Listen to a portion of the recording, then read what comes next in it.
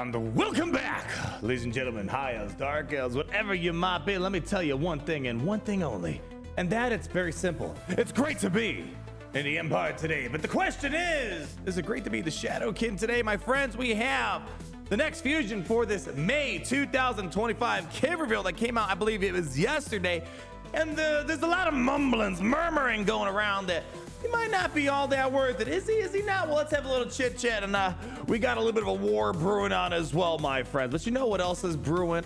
This has been brewing for a while. There's a link down below for all the new players out there.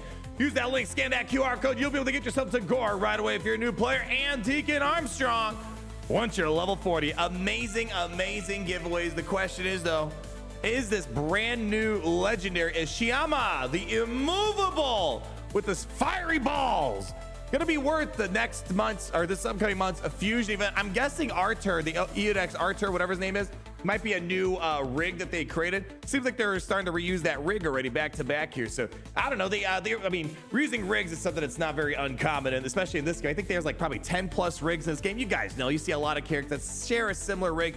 Makes developing characters a lot easier. But before we get into this, I want to talk about a problem that came up, and well, we might need to do a little bit of pre-whaling, to get this going here, because, well, let's just say Papa Arnold ain't gonna be sleeping in Carbonite tonight. No Carbonite sleeping because a war has sprung out between myself and James Gunn. I told you guys, some of you guys are like, no worries, no one's gonna want to bid you. Your bracket's gonna be fine. Nope. Past day, we had 28,000 points from James Webb. So I guess we're not going to be sleeping tonight, because let me tell you, once you pass that 20,000 threshold, you're committing. So we know that James Webb is fully committing. 20,000 points is basically the 0 point. That's the starting point for the bidding to go. So we're going to need to do some more booking for later on today. How many more books do we have here? Let me see what we got. We have ourselves 5 legendary books, 5 mythicals, 23 epic books. Don't know if that's gonna be enough. Gonna definitely farm some more food stuff throughout the day, try to get some more 3, 4, 5-star champions if possible. But you know what, we're gonna do a little pre-game whaling for because especially when it's gonna be late at night, I don't want to be having to try to stress out much, because I just want to get my Lady Mikage stars and go to bed afterwards. So we're gonna go take advantage of this offer.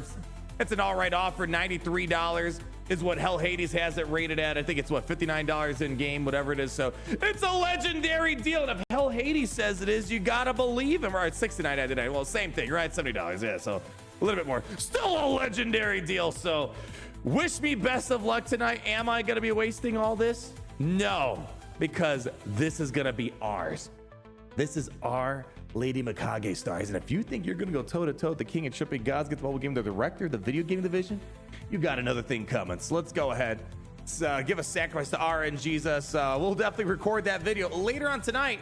I was hoping that maybe it's like 30,000 points, and no one's gonna want to go toe-to-toe with me, and someone decided to bite the bullet. So someone's gonna be crying, and my hope is that it's not gonna be me later on today. So there we go, locking that in. We got some ammunition for later on, so have to wait and see. But also what we got to see, though, is the power of this legendary unit, Ishiyama the Immovable. But also, I guess another thing to note, we have a 2x Ancient Shard event coming up, and a 10x chance for the Blade Chorister, Potato.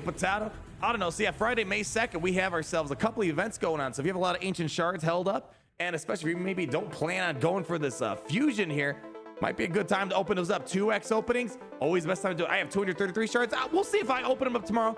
It depends, I guess, mainly if I plan on going all in on this fusion, because there might be some champion summoning tournaments. Maybe they'll have another 2x event or something pertaining to ancient shards that we don't know of just yet. But a lot of people, let's just scroll to the bottom, a lot of people not feeling it. They feel like he's gonna be required for me to Shadowkin hard faction, but a lot of people are not finding this legendary appealing. So let's see, let's take a look at it for ourselves here. Ishiyama Immovable skills: attacks one enemy 2 times, each hit transfers a random debuff from this champion to the target champion. If this champion is under any debuffs when attack, counterattacks with this skill. All right, so okay, we're getting us started somewhere. Nothing too crazy, not basic. Now he's supposed to be, let's go take a look, give me a little 360 spin of this guy. Yeah, come on, do a little move for me there. Yeah, come on, do the spinning trick. Yeah, there we go. Boy, this guy's seen a few things, you can tell that's for sure. But he's supposed to be an HP champion, And you know, they're trying to make it as easy as possible to have the debuffs not be resisted, so you might be able to bypass on some accuracy stuff. So you know, we gotta wait to see a little bit more. But then we have the calculated volley, cooldown of 4 turns, attacks on enemies, has 75% chance of placing a fear debuff, 25% chance of critical damage debuff, 30% chance to decrease the critical chance debuff, and all enemies for 2 turns. And these debuffs cannot be resisted by enemies who are already under 2 or more debuffs. So again, you know, not having to focus on accuracy is nice. You can focus on maybe something else that's a little bit more pertinent to the character, because you know, accuracy, it's, you just want those debuffs to land without really having to overload on accuracy, right? So that's the nice thing about this champion. I can tell right away. Finish them. Little maybe Mortal Kombat reference there, I don't know. Attacks on enemy will ignore 25% of the target's defense, will ignore 50% of the target's defense. Instead, if the target is under 2 or more debuffs, place a block damage buff on this champ for 2 turns if this attack kills an enemy. And then we're right into that unique ability, Immovable. The Immovable passive ability. Whenever an enemy resists a debuff by this champion, the next debuff placed by this champion cannot be resisted. Each debuff placed by this champion increases their max HP by 3% up to 30%, and has an increased HP in all battles by 20%. So it's a really, seems like a very simple kit. Now his damage might be nuts. It could very well be that, you know, I mean, for example, I'm kind of spoiling, you know, I'm not going to spoil the next video, but let's say, for example, King Narcissus, right? He's an HP damage dealer, does pretty darn well, right? So it could be maybe a really good champion, especially this little introduction. They're claiming that Arena is supposed to be like the main highlight for him. Next Monday, May 5th, we're planning to launch a champion fragment event for a new champion, Ishiyama the Immovable, legendary HP spirit champion. It's an HP damage dealer.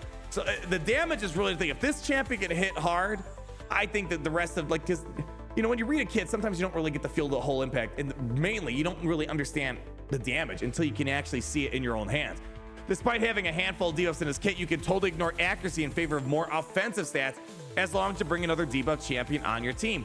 Ishiyama has no need for attack stat, but his damage will greatly benefit from HP and crit damage instead. Kind of gives me the vibe of King Narcissus. It could be that way.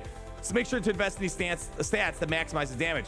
A1 is a 2-hitter that transfers 1 random debuff from Ishiyama with 1 hit. If he's attacked while debuff, Ishiyama will counter attack with his A1, making it difficult for enemies to keep him under debuffs.